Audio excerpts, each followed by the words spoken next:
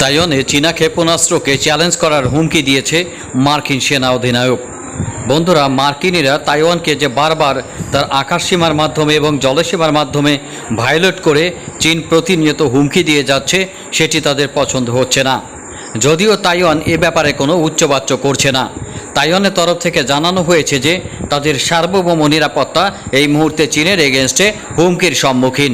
আর এই মুহূর্তে তাদের সার্বভৌম নিরাপত্তাকে রক্ষার জন্য অবশ্যই যদি আমেরিকা এগিয়ে না আসে, তাহলে কখন এগিয়ে আসবে সেটি হলো বোঝার বিষয়।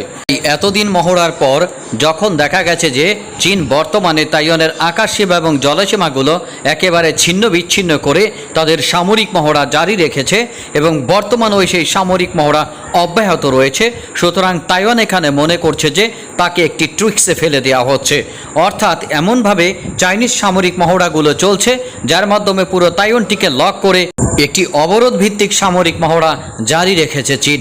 এবং ভবিষ্যতে যদি তাদের উস্কানি অব্যাহত থাকে, বিশেষ করে আমেরিকার উস্কানি অব্যাহত থাকে, তাহলে তাদের এই মহড়া যে কোনো সময় তাইওয়ানের উপর ক্ষেপণাস্ত্র হামলা থেকে শুরু করে বিমান হামলা, দূরপাল্লার ব্যালিস্টিক মিসাইল হামলা এবং তার সাথে থাকবে অ্যাটাক হেলিকপ্টারের হামলা, আর এর সাথে তো আর্টিলারির হামলা রয়েছেই।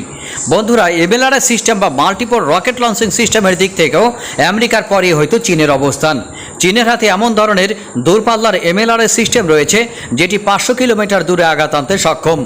আর এই 500 কিলোমিটার দূরবর্তী যে সকল এমএলআরএস সিস্টেমগুলো রয়েছে, যদি স্যালভো মোডে সেগুলো ফায়ার করা হয়, তাহলে তাইওয়ানকে সম্পূর্ণরূপে, অর্থাৎ তাইওয়ানের প্রকৃত প্রতিরোধ সক্ষমতাকে সম্পূর্ণরূপে ধ্বংস করে দিতে মাত্র কয়েক মিনিট সময়ের প্রয়োজন হবে পিপলস লিবারেশন আর্মির। মূলত বিমান হামলার মাধ্যমে তারা হয়তো তাদের ডিফেন্স সক্ষমতাটাকেই ধ্বংস করে দেবে।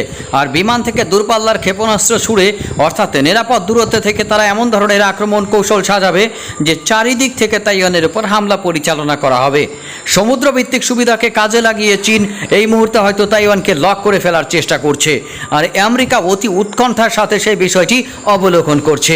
বন্ধুরা, তার মধ্যেই আমেরিকার একজন শীর্ষস্থানীয় সামরিক বিশেষজ্ঞ মনে করেন, এইভাবে যদি চীনের সামরিক মহড়া প্রতিনিয়ত চলতে থাকে, তাহলে তাইওয়ানের উপর চীনের সামরিক হুমকি ক্রমান্বয়ে বৃদ্ধি পাবে।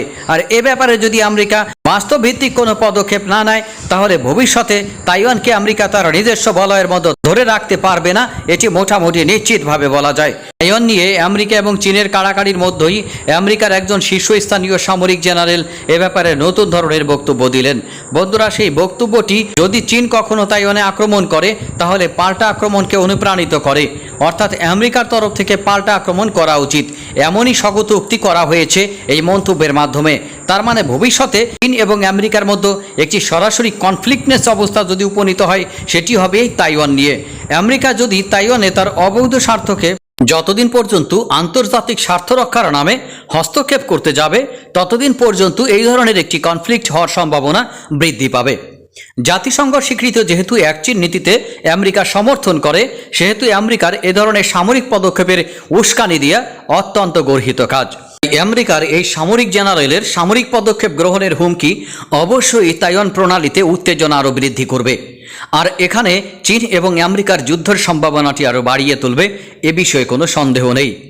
বন্ধুরা, কোনোভাবেই তাইওয়ানকে যদি আমেরিকা রক্ষা করতে গিয়ে চীনের সাথে যুদ্ধে জড়িয়ে পড়ে, তাহলে সেই যুদ্ধটি কোনোভাবেই সীমিত পরিসরে থাকবে না, কারণ আমেরিকা এবং চীনের মতো দুই প্রভাবশালী রাষ্ট্রের সংঘর্ষ কোন মাত্রায় যাবে সেটি এখনও পর্যন্ত ভবিষ্যৎবাণী করা কোনোভাবেই সম্ভব নয়। আমেরিকা বিশ্ব শান্তি এবং স্থিতিশীলতা রক্ষার স্বার্থে তাইওয়ানকে যেভাবে উস্কানি দিচ্ছে, সেই উস্কানি পেয়ে তাইওয়ান মিস্টার জেলেনস্কির মতো যে ধরনের ভুল সিদ্ধান্তের পথে আগাচ্ছে, তাতে তাদের উপরে চাইনিজ হামলা অত্যাবশ্যকীয় হয়ে পড়ছে দিনকে দিন।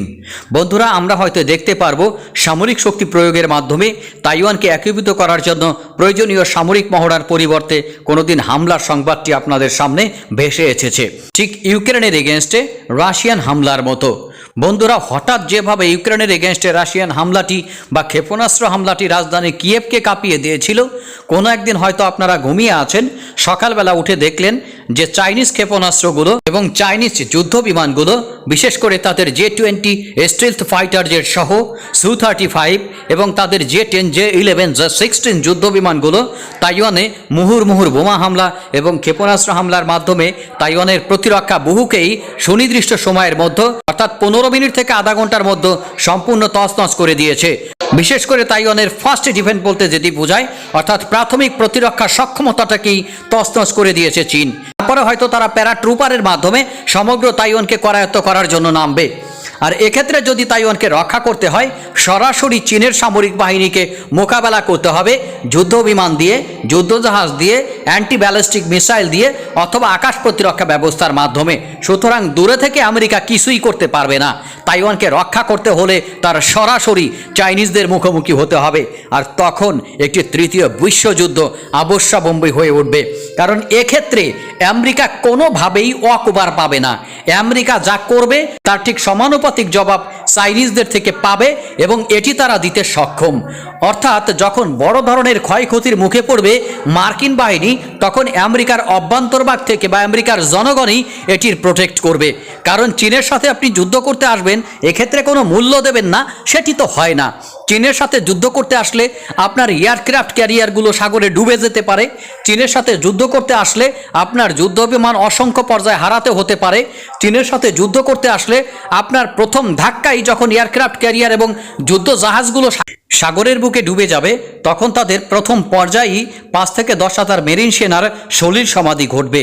জাপানে অবস্থিত আমেরিকার যে নৌঘাঁটি রয়েছে, সেই নৌঘাঁটির অবস্থান সবগুলোই চীনের ক্ষেপণাস্ত্রের আওতায়।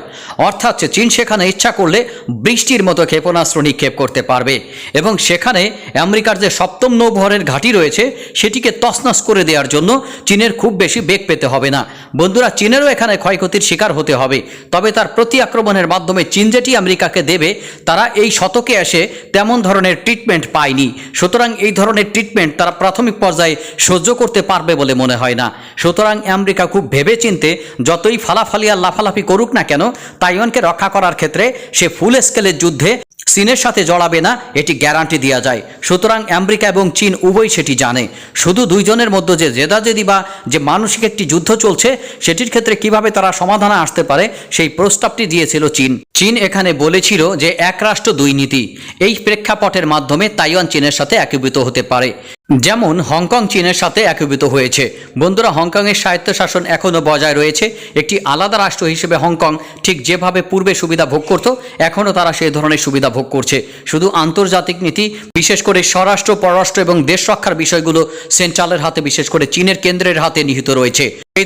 সেই ধরনের একটি প্রস্তাব তাইওয়ানের কাছে প্রেরণ করেছিল চীন।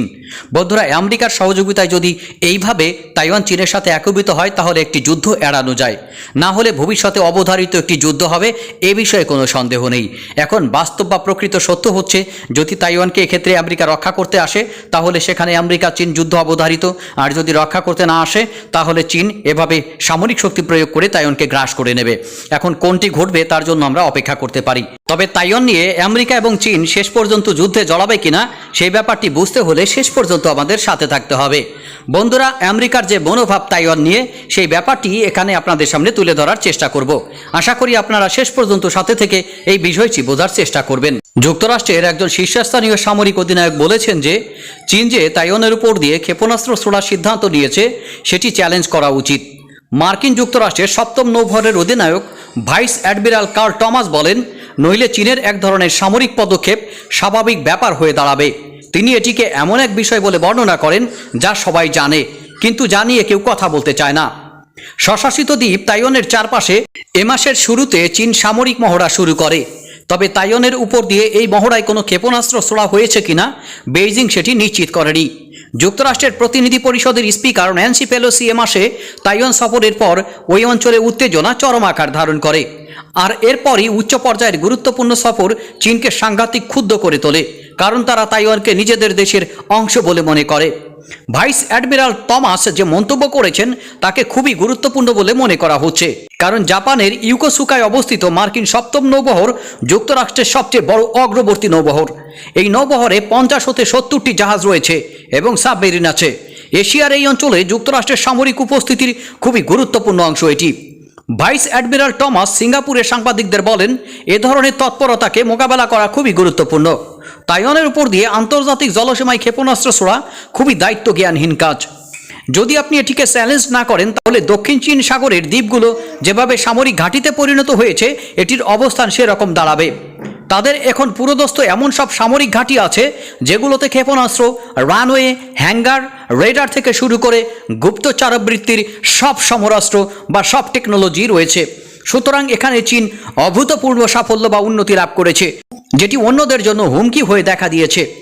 তাইওয়ানের চারপাশে সাগরে যখন চীন সামরিক মহড়া চালানোর সিদ্ধান্ত নেয়, তখন সেখানে জাহাজ চলাচলের প্রধান রুট এবং আকাশপথ বন্ধ করে দিতে হয়েছিল।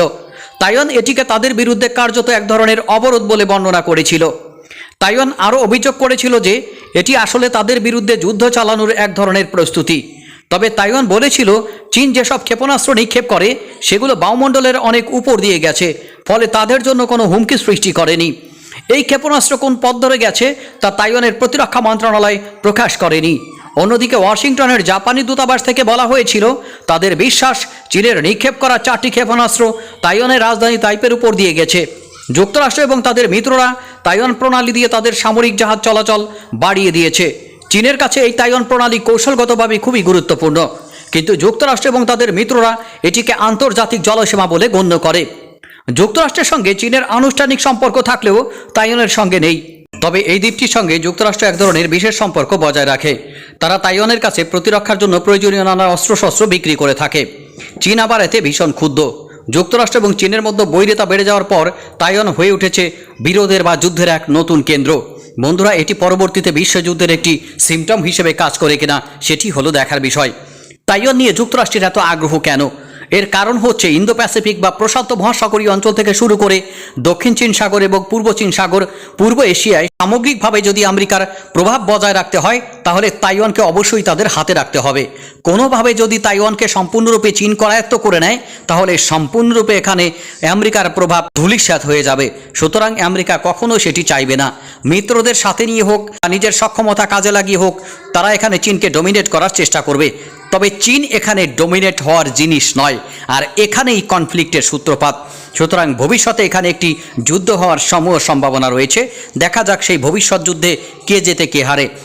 আপনারা যেভাবেই ভাবেন না কেন, ইতিমধ্যে চীন এবং আমেরিকা এখানে একটি স্নায়ু যুদ্ধে লিপ্ত রয়েছে। বন্ধুরা, সেই যুদ্ধে এখন কে জেতে কে হারে সেই বিষয়গুলো যদি আপনারা নিয়মিত জানতে চান, অবশ্যই মহিউদ্দিন ব্লগ চ্যানেলটি এখনই সাবস্ক্রাইব করে পাশে থাকা বেল আইকনটি চেপে দেবেন। তাহলে আমি যখনই নতুন কোনো ভিডিও আপনাদের উদ্দেশ্যে আপলোড করব আপনারা রিমাইন্ডার পেয়ে যাবেন। ধন্যবাদ সকলকে ভিডিওটি শেষ পর্যন্ত দেখার জন্য। আল্লাহ হাফেজ।